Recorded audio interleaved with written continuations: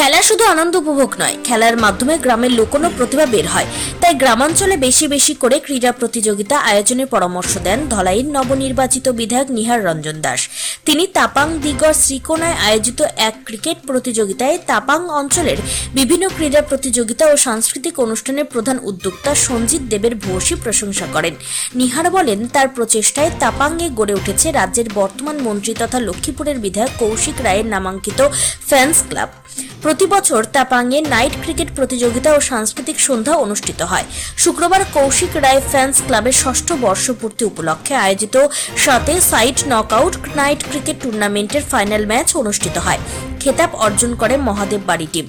তারা নিউ কাঞ্চনপুর টিমকে 9 রানে পরাজিত করে। দলের অধিনায়কের হাতে প্রথম পুরস্কার হিসেবে হোন্ডা সাইন 125 সিসি বাইক তুলে দেন অনুষ্ঠানের প্রধান অতিথি ধলাইয়ের নবনির্বাচিত বিধায়ক নিহার রঞ্জন দাস। উপস্থিত ছিলেন অসম রাজ্যের এসসি মোর্চার সভানেত্রী মুন স্বর্ণকার, বিজেপি কাছাড় জেলা সহ সভাপতি অমিয় কান্তি দাস, বিজেপি কাছাড় জেলা সহ সভাপতি অমিতাভ রায়, ফ্যান্স ক্লাবের সভাপতি সঞ্জিত দেব সহ অন্যান্যরা। রানার্স আপ দলের অধিনায়কের হাতে 25,000 টাকার চেক তুলে দেন বিশিষ্ট অতিথিরা। তাপাং থেকে গণ আওয়াজ প্রতিনিধি রিপোর্ট। ফাইনাল ম্যাচ হচ্ছে কৌশিক রায় ফ্যান্স ক্লাবের তরফ থেকে এই নাইট ক্রিকেটের ব্যবস্থা করা হয়েছে। গত বছর আমি এসেছিলাম, এখানে সুন্দর প্রতিযোগিতা হয়েছে, এবারও সুন্দর প্রতিযোগিতা হয়েছে, আজকে শেষ পর্যায়ে এসে পৌঁছেছে। এই খেলা সত্যি খুব ভালো লাগে।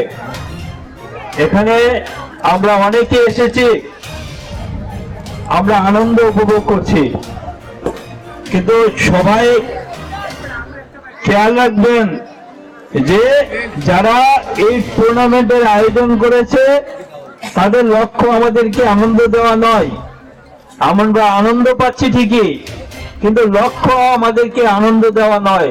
লক্ষ্য হচ্ছে এখান থেকে প্রতিভা বের করা, ভালো খেলোয়াড় যাতে তৈরি হয়, যাতে এই জায়গায় জায়গায় এ ধরনের টুর্নামেন্ট হয়, তার জন্য এই প্রতিযোগিতা।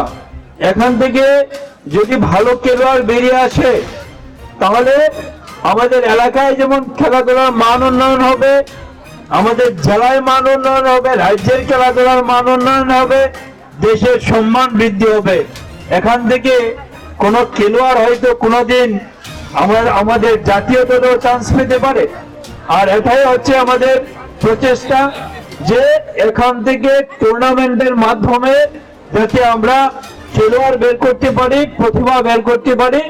আর এই প্রয়াসকে প্রত্যেক বছর এগিয়ে নিয়ে যাওয়া আমাদের প্রত্যেকের কর্তব্য। এখানে যারা আমরা আছি